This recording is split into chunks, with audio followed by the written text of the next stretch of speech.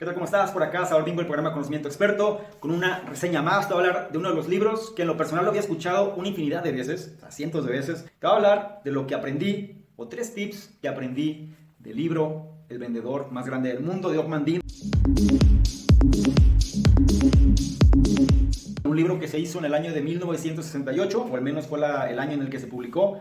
Y de ahí los principios que maneja este libro, pues, como pasa con los clásicos, como pasa con estos libros que a pesar de que el tiempo transcurra, siguen estando vigentes.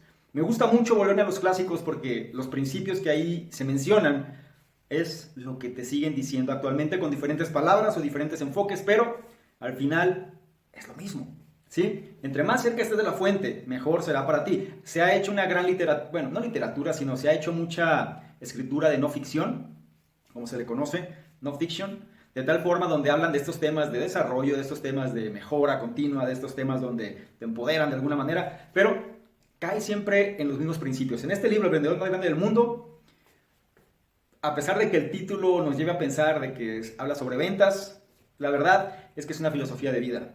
El libro, si bien es un cuento o es una historia, es una analogía, digámoslo así, que podemos nosotros tomar para aplicarlo a nuestra vida habitual, ¿no? O de tal manera que podamos mejorar en relación a aquello que hacemos o en relación a aquello que queremos alcanzar. El libro bien cuenta una historia de una persona, el cual, pues, por medio de mentores, ¿no? Encuentra los papiros o encuentra ciertos manuscritos o se les hace, más bien le hacen llegar ciertos manuscritos, el cual son 12 y estos 12 pues le explican 12 principios de vida, los cuales tendría que empezar a aplicar para que las cosas funcionaran, ¿sí? Se dice el vendedor más grande del mundo porque al final la historia narra, ¿no? Un poco cómo esta persona tenía que vender algo y no le era posible, no sabía, tenía desconocimiento, tenía sus propios fantasmas, pensaba que no era lo suficientemente capaz, entre otras cosas, y al final, conforme iba aprendiendo de estos manuscritos o conforme iba cada uno de estos principios, los iba incorporando a su vida, pues la persona iba consiguiendo un mayor éxito. Y esos manuscritos pues se transmitían de persona elegida en persona elegida. Ahora, no se trata que te cuente la historia, se trata que se cuente el aprendizaje, ¿sí? Que te cuente lo que aprendí. 3 cosas te voy a decir que aprendí del vendedor más grande del mundo.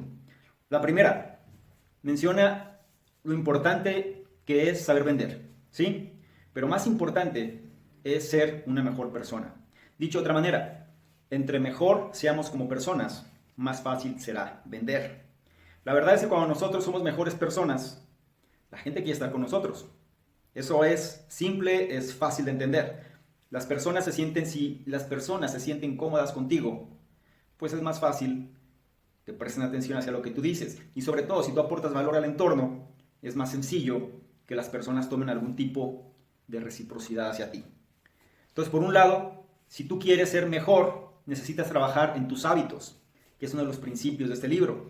Es decir, hay que trabajar en la formación de hábitos buenos, hay que trabajar en el hecho de empezar a formarnos constantemente, a cambiar hábitos malos por hábitos buenos, reprogramarlos.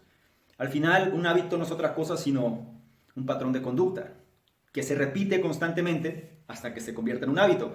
El mismo procedimiento, como se formó un hábito malo, es el mismo procedimiento para formar un hábito bueno. Al final el hábito está compuesto de 3 elementos.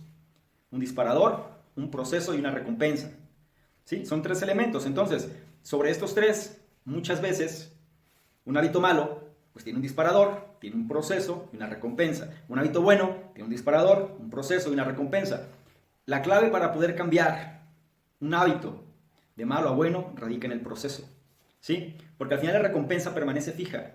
Y el disparador, pues puede de alguna manera accionarse de diferentes maneras, pero el proceso es lo que nos lleva a convertirnos en eso que somos. Si nosotros queremos mejorar, tenemos que ser personas de hábitos, personas de rutinas de poder, personas que realmente se esfuercen por trabajar día a día en ser mejores, ¿sí? Es uno de los principios de los que habla este libro. Y eso, si te das cuenta, es un principio que lo podemos aplicar a cualquier aspecto de nuestra vida. Y si lo hacemos, vamos a ser mejores. Aquí no se trata de superación o de autoayuda o cosas de ese tipo. Se trata simplemente de entender que en la vida tenemos que luchar por eso que queremos y sobre eso que queremos tenemos que trabajar. Y la manera en la que nosotros vamos a convertir en aquello que queremos es por medio de hábitos. Así de simple, sin entrar en complejidades, sin entrar en detalles que mucha gente sataniza, ¿no? Mucha gente los hace ver como que esto fuera malo. La verdad es que nada de esto te va a perjudicar, ¿sí? Si tú logras incorporar parte de este conocimiento, te va a ayudar. Otra cosa que aprendí del vendedor más grande del mundo es la facultad de reírnos de nosotros mismos, de nuestros problemas, de nuestras situaciones, del mundo que nos rodea. Solemos ver las cosas con demasiada seriedad. Así se nos crió. De esta manera fue como se nos educó. Sí, hay que ser serios, hay que trabajar, hay que hacer las cosas y eso está bien. El problema radica cuando somos demasiado rígidos en las cosas, cuando no nos damos cuenta que lo que hoy es un problema, mañana ya no va a ser. Que lo que hoy pensamos que es el 100% de las cosas, mañana posiblemente ya no lo sea. El hecho de que cuando alguien está muy estresado por una situación, posiblemente mañana esa situación cambie y el estrés venga de otra manera. El punto al que voy es que no podemos ser demasiado rígidos con las cosas porque si hay algo que sucede en el mundo, es el cambio. Y el cambio, como se dice por ahí, es lo único constante. Entonces, es mejor el hecho de aprender a reírnos de lo que sucede, de nosotros mismos en primera instancia. O sea, el hecho de reírnos de nosotros mismos viene siendo la facultad principal. Disfrutar el momento, saber que no somos perfectos, saber que al final de nuestra vida, pues más vale que la vida esté llena de experiencias que nos haga reconfortarnos en ellas, ¿sí? No vivir estresados, no vivir con miedo, no vivir con temores, no vivir simplemente demasiado preocupados por el que dirán. Al final las cosas van a suceder de una forma o de otra, ¿sí? Y el punto es disfrutar ese proceso. La facultad de reírnos de nosotros mismos nos permite romper muchas veces con esa seriedad impuesta y cuando tú haces eso, eso se percibe. Las personas más agradables, más simpáticas, las que mejor conectan, son aquellas que tienen la facultad de reírse de ellas mismas. Son aquellas donde saben que no lo saben todo y donde al final saben que parte de lo que puede suceder puede fallar, ¿sí? Pero lo ven con humor, lo ven es más, ni siquiera con humor, con sabiduría. Lo ven con inteligencia, lo ven porque saben que lo que es hoy mañana no será y lo que hoy no es posible que mañana sea. Otra cosa que también aprendí de este libro se refiere al hecho de entrar en acción y es algo que también lo hemos comentado, ¿no? en otras reseñas y en otros tipos de contenidos. Nada se va a dar simplemente por pensar en ello, nada se va a dar simplemente por decretarlo y mágicamente las cosas van a suceder. Sí sucede que las condiciones se empiezan a adaptar, las condiciones empiezan de alguna manera a presentarse o por lo menos somos más conscientes de que la situación se empieza a presentar. Pero si nosotros no hacemos algo más allá de simplemente pensar, pues las cosas no van a suceder, ¿sí? Hay muchas tendencias o muchas teorías sobre este tema, pero el punto central es que tenemos que entrar en acción, tenemos que obligarnos a hacer las cosas. Porque si no lo haces, no va a llegar alguien que te vaya a obligar a hacer o que se haga pasar por ti para hacer que las cosas sucedan. Es muy difícil, casi imposible que eso pase. Lo que sucede es que a veces no queremos enfrentar esa situación. Queremos el cambio, pero no queremos pasar el proceso.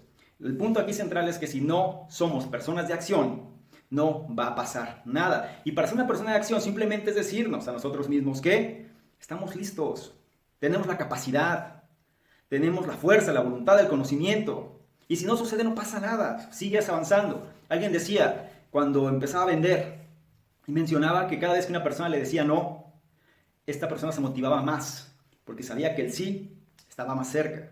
¿Y a qué me refiero con esto? A lo mejor de cada 10 personas, una te va a decir sí, o a lo mejor de cada 50 personas, una te va a decir sí, independientemente del caso. Entonces cada no te acerca a ese sí.